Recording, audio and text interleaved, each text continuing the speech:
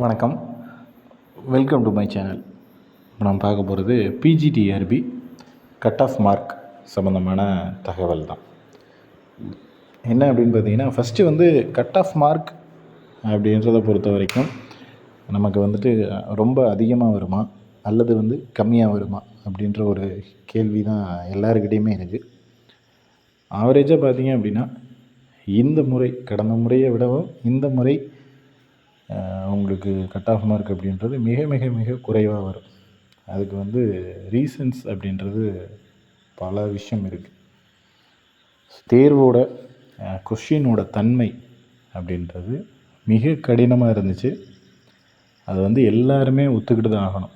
இந்த சப்ஜெக்டில் கஷ்டம், அந்த சப்ஜெக்ட் ஈஸி, எங்களுக்கு ஈஸி அப்படின்னு சொல்கிறது எல்லாமே வந்து ஒரு ஃபேக்கான ஒரு தகவல் தான். என்னென்னா, நம்ம விசாரித்த இடத்துல நிறைய இன்ஸ்டியூஷனில் நம்மக்கிட்ட படித்தவங்க இவ்வளோ மார்க் வாங்கியிருக்காங்க, அவ்வளோ மார்க் வாங்கியிருக்காங்கன்னு ஃபேக்கான தகவல். ஏன்னா அடுத்த அட்மிஷன் போடுறதுக்காக சும்மா ஃபேக்கான தகவல் தான் கொடுக்குறாங்க.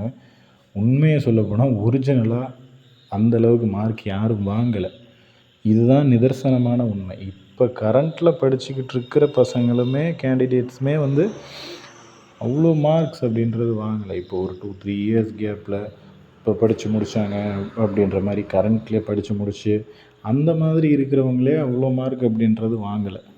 இதுதான் உண்மை. பட் நிறைய இடத்துல தவறான தகவல்கள், தவறான பதிவுகள் அப்படின்றது பதிவிடப்படுது. அது எதுக்காக அப்படின்றது தெரியலை. அதுதான் நம்ம முன்னாடி சொன்ன மாதிரி தான் நிறைய வந்துட்டு அடுத்தடுத்த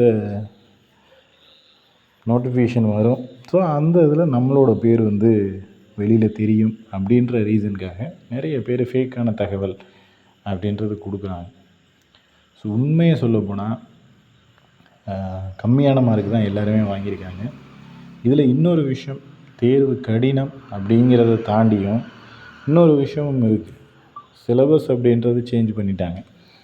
அதுக்கு படிக்கக்கூடிய சரியான காலக்கெடு அப்படின்றதும் இல்லை. கடைசி ஒரு 10 நாள் தேர்வு நடக்குமா நடக்காதா, தள்ளி போகுமா, இந்த டைமில் வந்து இது இருக்குமா அப்படின்ற ஒரு குழப்பம் அப்படின்றது எல்லாருக்குமே இருந்திருக்கும். ஸோ ஆல்மோஸ்ட் எல்லாருமே தேர்வு கன்ஃபார்மாக நடக்குமா என்னங்கிறது தெரியாமல் தான் இருந்தமே தவிர எல்லோரும் ப்ரிப்பரேஷன் அப்படின்ற மூடில் யாருமே இல்லை சொல்லப்போனால். ஏன்னா எக்ஸாம்ஸ்க்கு படிக்கிறோம் அப்படின்னா அந்த கடைசி ஒரு வாரம் 10 நாள் அப்படிங்கிறது எவ்வளோ இம்பார்ட்டன்ஸ் அப்படின்றது தெரியும். பட் அந்த கடைசி ஒரு வாரம் 10 நாட்களில் யாருமே சொல்லப்போனால் படிக்கலை. ஸோ சுத்தமாக அதற்கான ப்ரிப்பரேஷன் அப்படின்றது இல்லாமல் தான் போய் தேர்வு அப்படின்றது எழுதியிருப்பீங்க.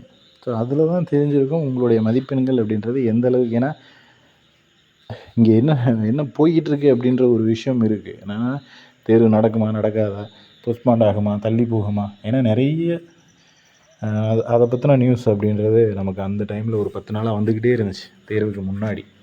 ஸோ அதனால தான் சொல்கிறோம், அந்த மாதிரி விஷயங்கள் நடந்துக்கிட்டு இருக்கும்போது கண்டிப்பாக படிக்கிறதுல ஃபோக்கஸ் அப்படின்றது இருக்காது. அந்த ரீசன்னாலேயே மார்க் குறைஞ்சிருக்கும். ப்ளஸ் வந்து நியூ சிலபஸ் அப்படிங்கிறப்ப அதுக்கு எல்லாருக்குமே புதுசு தான். அதாவது இப்போ முன்னாடி இருந்து நான் படிச்சுக்கிட்டு இருக்கேன், 5 வருஷமாக இதுக்கு படிச்சுக்கிட்டு இருக்கேன் அப்படின்றதெல்லாம் இல்லை. சிலபஸில் சேஞ்சஸ் இருக்குது. ஸோ அந்த சேஞ்சஸ்க்கு நம்ம அதுக்கு தயாராகணும், ரெடி ஆகணும் அப்படின்றப்போ அது வந்து ஒரு கஷ்டமான ஒரு விஷயந்தான். உடனடியாக தேர்வுக்கு ரெடி ஆகிடுறோம், தயாராகிடுறோம் அப்படின்றது வந்து சாத்தியமே இல்லாத ஒரு விஷயம். ஸோ அதனால் இந்த ரீசன்னாலேயும் மார்க் அப்படின்றது வந்துட்டு குறைவாக தான் எடுத்திருக்காங்க எல்லாருமே. ஸோ இந்த மல்டிபிள் ரீசன்னால் தான் மார்க் அப்படின்றது கம்மியாக இருக்குது. ஸோ நான் மட்டும்தான் கம்மியாக எடுத்தேன் அப்படின்னு யாரும் தயவு செஞ்சு நினச்சி கொஞ்சம் கில்ட்டியெல்லாம் ஃபீல் பண்ண தேவையில்லை. ஏன்னா எல்லாருமே பார்த்தீங்க அப்படின்னா குறைவான மதிப்பெண்கள் அப்படின்றது தான் எடுத்திருக்காங்க. நமக்கு தெரிஞ்சு இந்த இதில் வேலைக்கு போகிறதுக்கான ஒரு மார்க் அப்படிங்கிறது அப்படின்னு பார்த்தீங்கன்னா, ஏன்னா நம்ம இந்த சப்ஜெக்ட் வைஸ் கட் ஆஃபு, அந்த கட் ஆஃப் வீடியோஸ் எல்லாமே கொடுத்துக்கிட்டு இருக்கோம். அடுத்தடுத்து ஒரு வீடியோ போட்டிருக்கோம், அடுத்தடுத்த டேட்டாஸ் கலெக்ட் பண்ணிவிட்டு எல்லா வீடியோவும் கொடுத்துருவோம். பட் இருந்தாலும் உங்களுக்கு வந்துட்டு ஒரு கில்ட்டி கான்சியஸ் அப்படின்றது இருக்கும். எந்த அளவுக்கு நமக்கு வந்து மார்க் வரும், என்ன பண்ண போகிறோம் அப்படின்றது தெரியலை அப்படின்ற மாதிரி ஒரு விஷயம் அப்படின்றது மைண்டில் ஓடிக்கிட்டே தான் இருக்கும். நம்ம சொல்லக்கூடிய முக்கியமான முதன்மையான ஒரு விஷயம் என்ன அப்படின்னா, இது வந்து தேர்வு எல்லாருக்குமே கடினம். எல்லாருமே குறைவான மார்க் தான் வாங்கியிருக்காங்க. நீங்கள் மட்டும் அதுக்கு வந்து விதிவிலக்கு கிடையாது. ஸோ எல்லாருமே கம்மியான மார்க் அப்படிங்கிறப்போ கட் ஆஃப் மார்க் அப்படின்றது குறையும். ஸோ எந்த அளவுக்கு மார்க் வேணும் அப்படின்னு பார்த்தீங்கன்னா, உங்களோட மினிமம் குவாலிஃபிகேஷன் மார்க் இதுதான் இப்போ நம்ம ஷோ பண்ணி காமிக்கிற மாதிரிலாம். ஜீனா ஜென்ரலில் வர்றவங்களும் பிசி எம்பிசியில் வர்றவங்களும் 75 மார்க் அப்படின்றது வேணும். எஸ்சி கேண்டிடேட்ஸ் 68 மார்க் வேணும். எஸ்டி கேண்டிடேட்ஸ்க்கு 60 மார்க் அப்படின்றது வேணும். ஸோ இதுதான் வந்து மினிமம் குவாலிஃபிகேஷன் மார்க்குங்க. இந்த மார்க்லேருந்து நீங்கள் ஒரு மார்க் கம்மியாக வாங்கினீங்கனாலும் நீங்கள் தேர்வில் ஃபெயில். இதை வந்து தெரிஞ்சுக்கங்க. ஏன்னா கம்யூனிட்டி பேஸஸில் சேஞ்ச் ஆகும். எஸ்சிஏ கம்யூனிட்டியில் இருக்கவங்க 68 அப்படின்னா குவாலிஃபைடு, 67 அப்படின்னா டிஸ்குவாலிஃபை. பட் எஸ்டியில் 67 அப்படின்னா குவாலிஃபை தான். அவங்களுக்கு வந்து 60 வரை வரும். அல்லது பிசி எம்பிசியில் நான் 68 வாங்கியிருக்கேன் அப்படின்னா நீங்கள் டிஸ்குவாலிஃபை. உங்களுக்கு வந்து 75 வேணும். ஸோ கம்யூனிட்டி பேஸஸை பார்த்தீங்க அப்படின்னா இதுதான் வந்து உங்களுக்கான குவாலிஃபிகேஷன் மார்க். ஸோ இந்த மார்க்கு கம்பல்சரி வாங்கியிருக்கணும். இதில் நமக்கு இந்த மார்க் ஓகே, இதுதான் குவாலிஃபிகேஷன் மார்க் அப்படின்றது தெரியுது. ஸோ வேலைக்கு போகிறதுக்கு எந்த மார்க் வேணும்? குவாலிஃபிகேஷன் மார்க் தெரிஞ்சு போச்சு. பட் வேலை ஜாப் எனக்கு வேணும் அப்படின்னா நான் என்ன மார்க் வாங்கணும் அப்படின்னு பார்த்தீங்கன்னா, இந்த குவாலிஃபிகேஷன் மார்க்லேருந்து ஒரு 10லிருந்து 15 மதிப்பெண்கள், அவ்வளோதாங்க.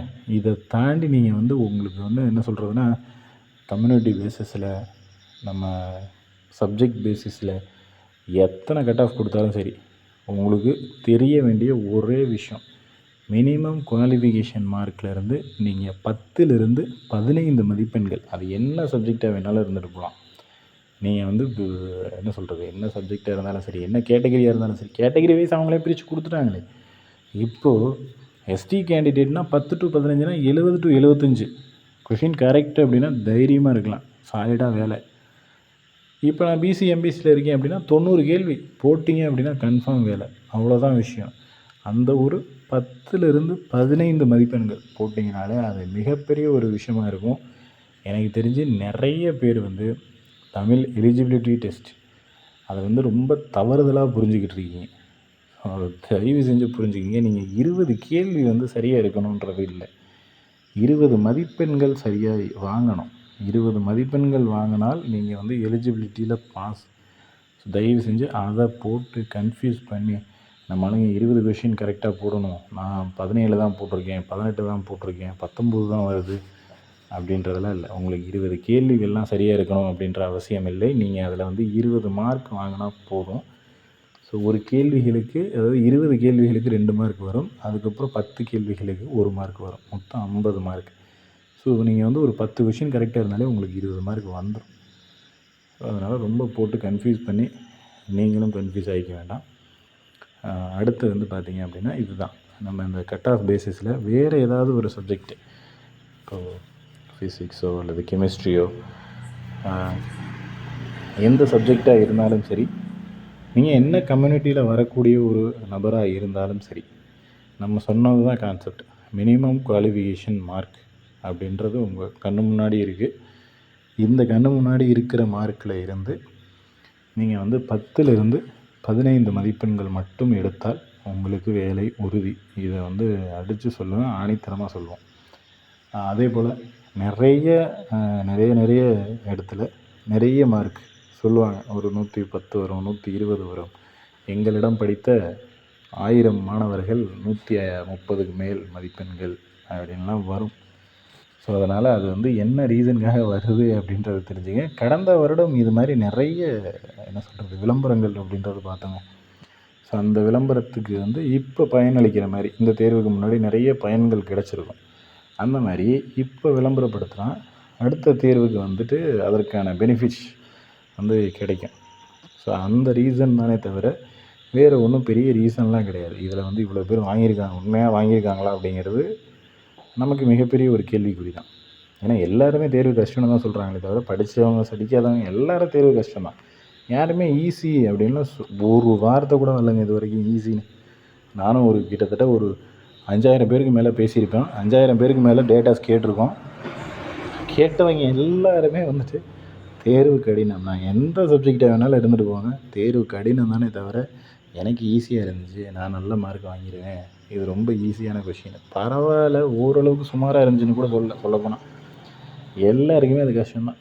கரண்ட்டில் படிக்கிறவங்களாக இருந்தாலும் சரி, 5 வருஷம் பிரேக் ஆனவங்களாக இருந்தாலும் சரி, யாராக இருந்தாலும் சரி, தேர்வு அப்படின்றது ஒரே வார்த்தையில் மிக மிக கடினம். அவ்வளோதானே தவிர வேறு எந்த ஒரு ஆல்டர்னேட்டிவ் பதிலும் வரலை. நான் கூட ஃபஸ்ட்டு ஒரு நாளில் நினச்சேன், கொஞ்சம் ஓரளவுக்கு ஒரு சில சப்ஜெக்ட் ஈஸியாக இருந்துச்சு அப்படின்னு.